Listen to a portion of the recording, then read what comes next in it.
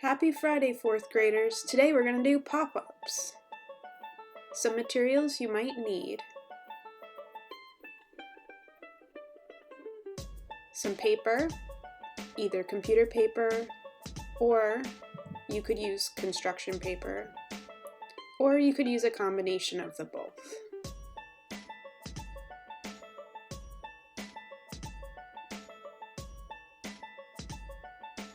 You'll also definitely need some scissors.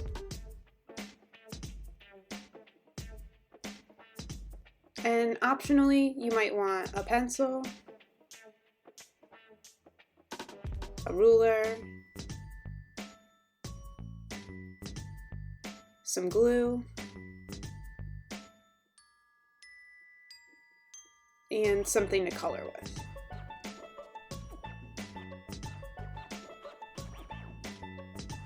So let's get started.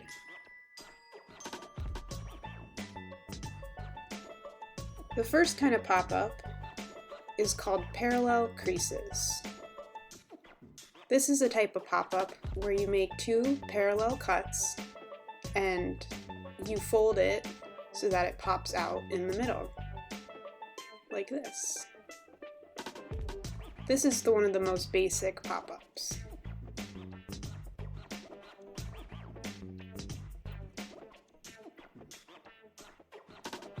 You can also use different types of cuts with this kind of pop-out. So I did two parallel wavy lines, and this is how it pops out in the middle.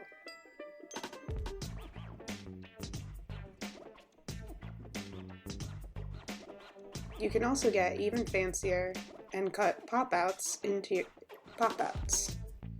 So I cut two parallel lines, and then I cut two more parallel lines into my pop-out.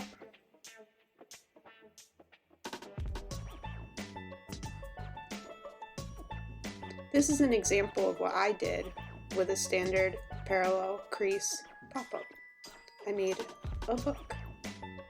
This could be used inside a card, or you could maybe put the pages together and make a pop-up book of your own. This was another one I did, where I turned two pop-ups into a table and chair.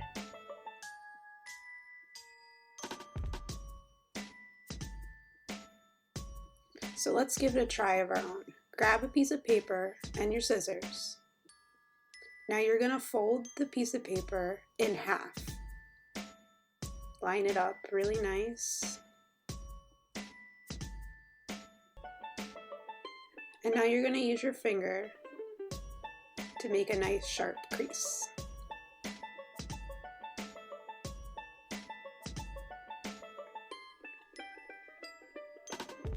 So see, you have a nice fold there. Now you're going to take your scissors and cut into the crease. I'm going to make two parallel lines. You can eyeball it or you can measure it if you want to be a little more exact. So see, they're about the same length.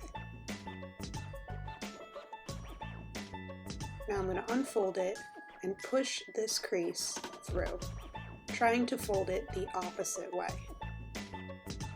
It can be a little tricky the first few times you do it. So you're going to fold this piece inside your book. Now you're going to crease there, and when you open it, you have your pop-up.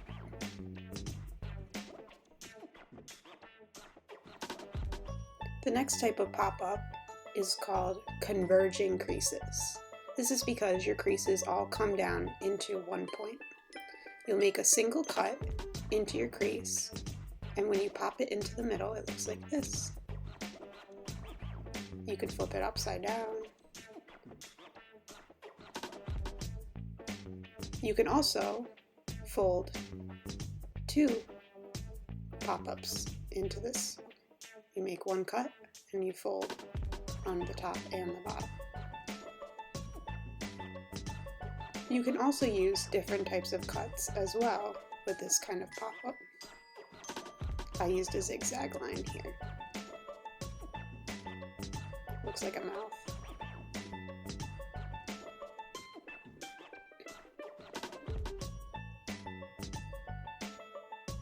Here's an example of what I did with my converging creases pop-up. I made a happy birthday card. It looked like a monster's mouth.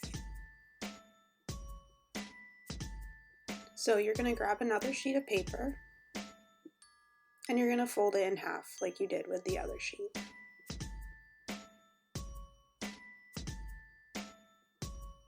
Make sure you line it up and get a really nice crease.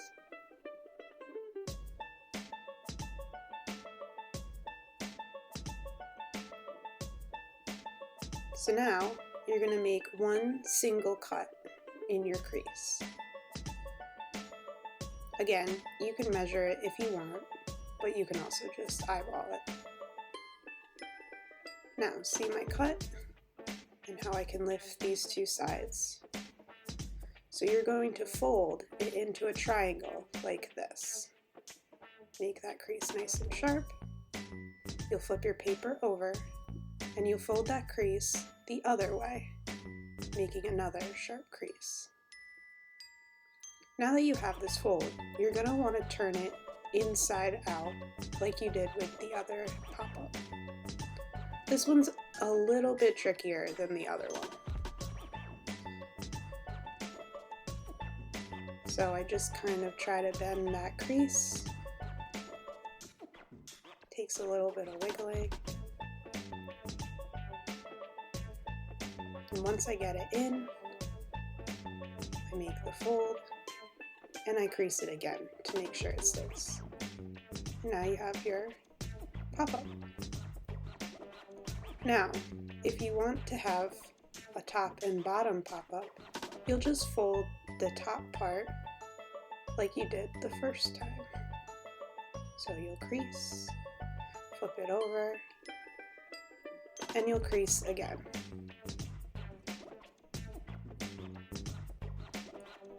You'll open it up, turn it inside out,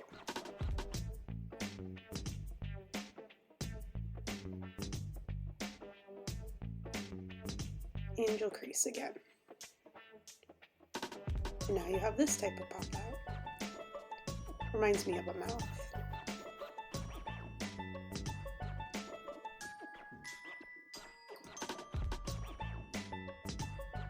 So now you can use a piece of construction paper to glue to the back of your pop-out pages.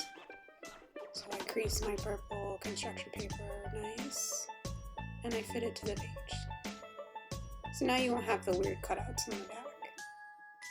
Take my glue. The glue stick's actually probably a little bit better for this project, but unfortunately all I have is Elmer's glue.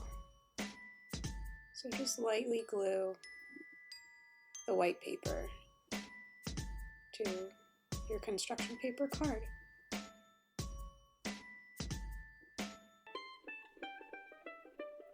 Smooth it out. Make sure that you don't glue down the pop-out parts.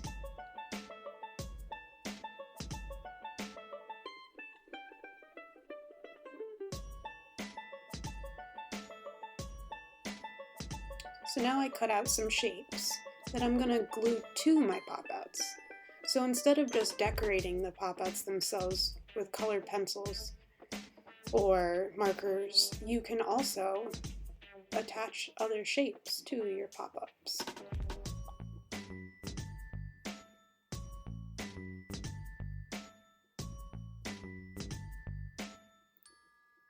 You definitely want to make sure that you give your paper time to dry with the glue. I'm rushing a little bit for the example.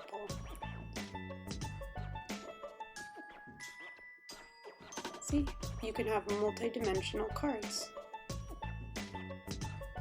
You can decorate some extra.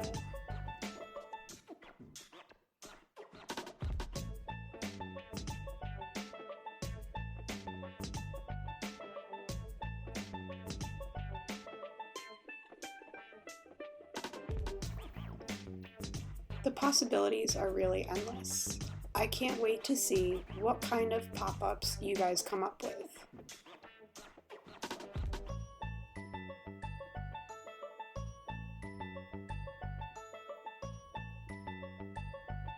Have a fabulous weekend, fourth graders.